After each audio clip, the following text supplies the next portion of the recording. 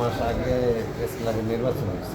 এই নির্বাচনের পরে প্রেস ক্লাবের জায়গা পরিবর্তনের জন্য প্রেস ক্লাবের যে 30 বছরের জায়গা, ওই জায়গাটা জেলা প্রশাসনের যে শিশু পার্ক আছে ওইটার জন্য নিলে আমাদের অন্য জায়গায় দিবে টিএনটির ওখানে আমাদের অনেকটা তারা বলার পরে আমরা ওখানে গতকালকে টিএনটিতে হুইপ মহোদয় আইসা উদ্বোধন করবে মর্মে আমাকে দায়িত্ব দিয়েছিল যে এখানে একটা ফলক উন্মোচন করবো, উদ্বোধন করবো, এই জন্য এখানে যাওয়ার জন্য।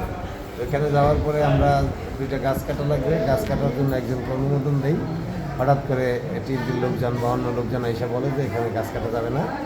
আসলে তাদের যুক্তিটা সঠিক, কারণ জেলা প্রশাসন থেকে তো আর আমাদের কোনো কাগজ দেয়নি যে এটা প্রেস ক্লাবের জায়গা। এই দিকটা ওই কারণেই আবার করছে কি, জেলা প্রশাসন আমাদেরকে কোনো নোটিশ ছাড়া শুধুমাত্র সভাপতির সাথে নাকি কথা বইলা আমাদের এই 30 বছর প্রেস ক্লাবের যে জায়গাটা, আমাদের হৃদয়ের স্পন্দন, যেখানে আমরা আমাদের প্রেস ক্লাবকে নিয়ে স্বপ্ন দেখি শরীয়তপুরের সাংবাদিকদের আগামী ভবিষ্যতের জন্য, সেই জায়গাটাকে সে 3টা দেয়াল ভাঙিয়া সে দখলে নিয়ে গেছে। তো আমরা এই বিষয় নিয়ে জেলা প্রশাসনের সাথে রাতেই কথা বলি এবং সে আমাদের কষ্টটা বুঝতে পেরে সে বলছে যে আমি রবিবার বা সোমবারের ভিতরে আপনাদের এই ওয়াল আমি আবার করে দিব, আপনাদের ওইখানে যাওয়ার দরকার নেই, এই জায়গাটাই আপনাদের। কিন্তু তাকে জিজ্ঞাসা করছি আপনি কার নির্দেশনায় এইটা ভাঙলেন, আমাদের একটা নোটিশও দিলেন না। সে স্পষ্ট আমাকে 5বার বলছে আবুল সাহেব বলছেন। এখন আপনার প্রশ্ন থাকতে পারে আবুলকে, আবুল হচ্ছে আমাদের প্রেস ক্লাবের এই সভাপতি। আমার প্রশ্ন হচ্ছে, এখন নির্বাচিত একজন সভাপতি আমাদের প্রেস ক্লাব রক্ষা করতে পারে না, অথচ এই দীর্ঘদিন আমরা এই যে 30 বছর আমরা যাদেরকে আমরা ভুয়া কমিটি বলছি বা আমাদের খারাপ কমিটি বলছি, সেই তারা কিন্তু থাকাকালীন অবস্থায় কোনো জেলা প্রশাসন আমাদের এই জায়গা দখল করতে পারে নাই। আজকে আবুল সাংবাদিক ডিসি মহোদয়ের থেকে নিশ্চয়ই কোনো সুবিধা নিয়ে আমাদের এই প্রেস ক্লাবকে সে জেলা প্রশাসন হাতে বুঝাই দিছে। এখন আমরা যে এতগুলো সাংবাদিক শরীয়তপুরে আমরা 21 জন নির্বাচিত এবং আমাদের 99 জন প্রেস ক্লাবের সদস্য, এর বাইরে সাংবাদিক আছে আরও প্রায় 200। এই সাংবাদিকদের জন্যই তো এইটা, সে একা তার সিদ্ধান্তে কিভাবে একটা প্রেস ক্লাবকে সে জেলা প্রশাসন হাতে তুলে দিল। ওকে দিত যদি জেলা প্রশাসন আমাদের অন্য কোনো জায়গায় বুঝাই দিত। তো এই সংক্রান্ত সবাই রাতের বেলা পোস্ট করছে ফেসবুকে। ঠিক আমিও একেবারে জেলা প্রশাসনের সাথে যেই কথা হয়েছে সেই কথাগুলো আমি রেকর্ড করে রাখছি। জেলা প্রশাসনের সাথে যা কথা হয়েছে সেখানে যেহেতু আবুল ভাইয়ের কথা বলছে, আমি আবুল ভাইয়ের একটা ছবি এবং জেলা প্রশাসনের একটা ছবি পাশাপাশি করে আমি দিচ্ছি। শরীয়তপুরের প্রেস ক্লাবের সভাপতির কথায় জেলা প্রশাসন দখল করার পায়তারা করছেন আমাদের প্রেস ক্লাব, কোনো নোটিশ না দিয়েই ভেঙে ফেলেছেন 3টি দেয়াল। এই ফেসবুক স্ট্যাটাসের কারণে রাতে আমাকে ফোন করে, কেউ হুমকি দেয়, নানানভাবে আমাকে করছে, আমাকে এটা উঠাই দিতে বলে।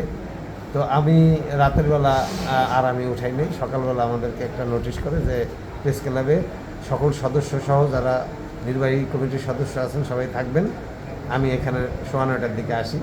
ঠিক 9:30টার সময় এখানে আমার প্রেস ক্লাবের সভাপতি আবুল সাংবাদিক এবং সেক্রেটারি নুরুল আমিন রবিন, আমি আসছিলাম, যুগ্ম সাধারণ সম্পাদক ছিল, ক্রীড়া সম্পাদক ছিল, একজন সদস্য ছিল ইসাক ভাই। এই 5 জন আমরা এখানে কেবল কথা বলতেছি কিভাবে কি করলো। হঠাৎ করে আবুল সাংবাদিকের বড় ছেলে পলাশ ও প্রায় 8-10 জন লোক নিয়ে আইসা আমার সাথে হ্যান্ডশেকও করলো। মুহূর্তের মধ্যেই আমাদের বুঝে ওঠার আগেই তারা অতিরিক্ত হামলা করে আমাকে প্রথমে বেশ কতগুলি কিল ঘুষি দিয়ে নিচে ফালাই দিলে পরে এখানে যেই ইট পাথরগুলি আছে ওগুলি দিয়ে আমাকে বিভিন্ন জায়গায় আঘাত করে, কিল ঘুষি দিয়ে 10-12 জনে কী করতে পারে এটা তো বুঝতেই পারতেছেন। এরপরে আবার ডাইন হাতটাকে তারা 2-3 জনে ধরে আমার ডাইন হাতের কবজি সহ হাড়ের অংশ ভেঙে দেয়। এই যে এখন এটা প্লাস্টার করা লাগছে।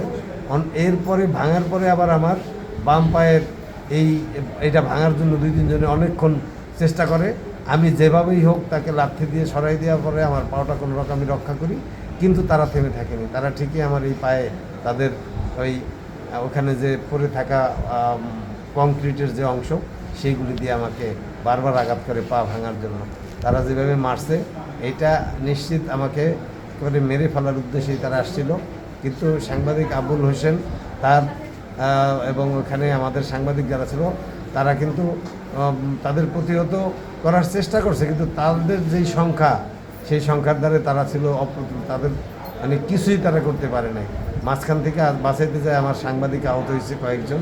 তো আমার কথা হচ্ছে আমি আমার জন্য আমি ওখানে যাইনি, আমার সম্পত্তি আমি বাঁচানোর জন্য কিছু করি নাই। আমি আমার প্রেস ক্লাবের সম্পত্তি রক্ষার জন্য আমাদের যে হৃদয়ের স্পন্দন প্রেস ক্লাব, যেটা আমরা দীর্ঘদিন যাবৎ এই ডোবা ভরাট করে ওয়াল করে সেই ওয়াল ভেঙে দিয়ে ডিসি মহোদয় সে আমাকে বলছে যে ঠিক আছে ইস্তাফিল, আমি এই জায়গা আপনাকে আমি বুঝিয়ে দিচ্ছি আগামী 2 দিনের মধ্যে। সেখানে আমার প্রশ্ন হলো জেলা প্রশাসকের সাথে এমন কি সখ্যতা রয়েছে আবুল হোসেনের, তার সাথে কি এমন সখ্যতা যে আমি জেলা প্রশাসনকে জিজ্ঞাসা করেছিলাম যে আপনি কি তাকে কীভাবে লালন পালন করেন, আপনি তাকে কি সুবিধা দেন যে আজকে প্রেস ক্লাবের জায়গাটা সে আপনাকে দিতে বললো, আপনি নিয়ে গেলেন কোনো নোটিশ ছাড়া। বাকি যে 20 জন সাংবাদিক আছে বা 20 জন যে কমিটির লোক আছে তারা তো আর মানে এইভাবেই উড়ে উড়ে আসে নাই। আপনি একটা নোটিশ করলেন না, একজনের কথায় সব ভেঙে ফেললেন, সে বলছে সোমবারের মধ্যে সব কমপ্লিট করে দিবে। সেই উপলক্ষে ওখানে আসার পরে ওই ঘটনার সময় কি আবুল সাংবাদিক উপস্থিত ছিল? ওই ঘটনার সময় আবুল সাংবাদিক নিজে উপস্থিত ছিল। হঠাৎ করে আমার যেটা মনে হলো যে আবুল সাংবাদিক ওখানে উপস্থিত ছিল, আমিও গেলাম আর তার ছেলেরাও আসলো। মানে বিষয়টা আসলে আমরা দেখলাম আবুল সাংবাদিক আমাকে বাঁচানোর জন্য চেষ্টা করলো। আমার কাছে যেটা মনে হইলো যে ওই যে একটা কথা আছে না, মানে চোরের কয় চুরি করতে, গৃহস্থের কয় সজাগ থাকতে, ঠিক এরকম একটা অবস্থা। 15 মিনিটের মধ্যে তারা আইসা মানে যেভাবে সেইভাবে মাইরা তারা চলে গেল। এই ব্যাপারে কি কোনো মামলা টামলা করবা কিনা? এই ব্যাপারে অবশ্যই আমি মামলা করব, এবং এই মামলার বিষয়ে আমি আমার যে প্রেস ক্লাব সহ আমার শরীয়তপুরের যে সাংবাদিকরা আছে, আমি অন্য কারো কাছে না, আমার যে সাংবাদিক ভাইরা আছে আমি তাদের কাছে আমি এই বিষয়ে শুধুমাত্র তাদের কাছেই আমি এইটার উপযুক্ত বিচার আশা করছি। তারা যেন তাদের জায়গা থেকে সর্বোচ্চ চেষ্টা করে এই ঘটনার সাথে জড়িত তাদের যেন আইনের আওতায় এনে বিচারের পর্যায়ে নেয়। ধন্যবাদ। এমডি ববি তুলে দিই, সরল একটু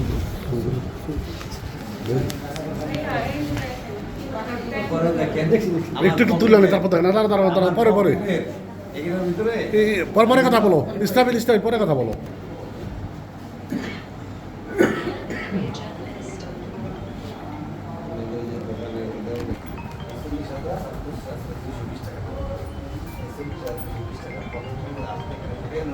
টাকা